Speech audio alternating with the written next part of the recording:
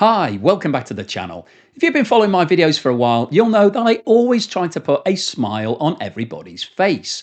Maybe the content that I'm delivering isn't always the most uplifting, but I always try to leave you with something that makes you feel warm-hearted, maybe puts a little smirk on your face. And in the early days when I was making my videos, I looked for press articles, stories that I thought were amusing, that would give you that little bit of fat satisfaction and leave you thinking, yeah, that was quite good fun. And I thought it was worth revisiting some of those stories. So in today's video, I'll share with you some of them. And please accept my apologies in advance for the quality of the audio and the video here. These were in the early days when I was making videos, so I didn't have a proper camera, I didn't have the proper lighting, I didn't even have a microphone in some of these videos. But I think the stories are quite amusing and hopefully you'll enjoy it and it will put a smile on your face.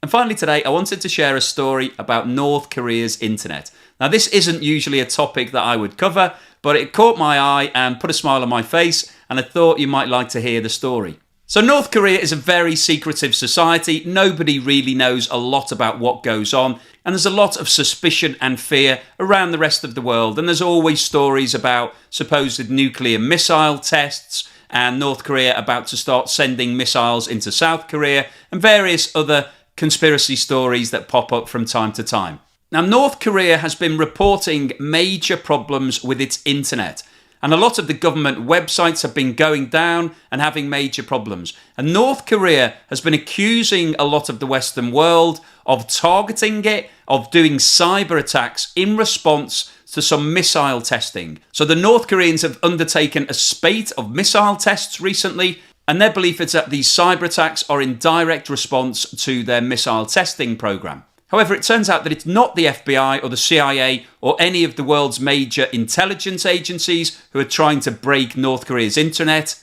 But it turns out that the culprit is actually an American guy sitting at home in his pajamas and slippers, eating spicy snacks whilst bringing down North Korea's internet on a regular basis. And the guy in question is an unnamed hacker who uses the handle P4X. Now, he claims that the North Koreans tried to hack into his personal network to pick up some of his hacking technology. And this really upset P4X, so he decided to go on a personal vendetta to bring down the country's internet. He's quoted as saying, "It felt like the right thing to do here. If they don't see we have teeth, it's just going to keep coming. I want them to understand that if you come at us, it means that some of your infrastructure is going down for a while." He added that he reported the incident to American authorities such as the FBI, but was ignored. "If no one's going to help me, I'm going to help myself," he said. So pretty impressive stuff from P4X. And this isn't quite as bad as you might imagine, because in North Korea, nobody's really allowed to use the internet. The public aren't using it. So it's really government websites and really boring applications. So he's probably doing everybody a favour in the long run because nobody's using the internet anyway. But I thought you might like the story. I quite like the imagery of a guy sitting at home, wondering what's happening to his computer, doing a trace, finding that it's the North Korean authorities who are trying to hack into his PC, and then suddenly going on a one-man vendetta to bring down a whole nation in his slippers and his pyjamas. Quite amusing. Anyway, hopefully that's put a smile on your face. It did for me. And finally today, I wanted to give you another update on our friendly Swiss banking giant Credit Suisse. So everybody expects the world of Swiss banking to be quite dull and boring. Nothing really happens of any excitement in Swiss banks. But you'd be wrong if you thought that, because what goes on at Credit Suisse is better than any movie that you've seen recently. So we've recently covered off a variety of things from Credit Suisse, including their 1.3 billion tuna bond fiasco in Mozambique, where they were reportedly lending to help develop the tuna fishing fleets, but actually the money was being siphoned off to buy warships and guns and to line everybody's pockets. We had two massive hedge fund failures that resulted in billions being lost for all of the investors at Credit Suisse. Then we had the spying scandal where the bank had hired private investigators to actually follow some of their employees to see what they were up to and to record their conversations outside of work. And then finally, I told you the story of the new chief executive who'd been brought in to clean everything up and to sort out the reputation and to put Credit Suisse back firmly on the map. And unfortunately, after 9 months, he ended up resigning because he breached all of the COVID rules around the world. He decided to fly in to watch the Wimbledon tennis finals and some of the Euro 2020 football finals and breached all of the rules and therefore had to fall on his sword. So we thought that all of the excitement is over, but Credit Suisse is now back in the news because it's now being sued for helping a Bulgarian cocaine trafficking gang to launder millions of euros, including some of it stuffed into actual suitcases. So that would be a good enough story in itself. But the ringleader of this Bulgarian cocaine trafficking gang is actually an ex-professional Bulgarian wrestler. So the story goes that a female employee of Credit Suisse who joined the bank in 2004 was dating the professional wrestler.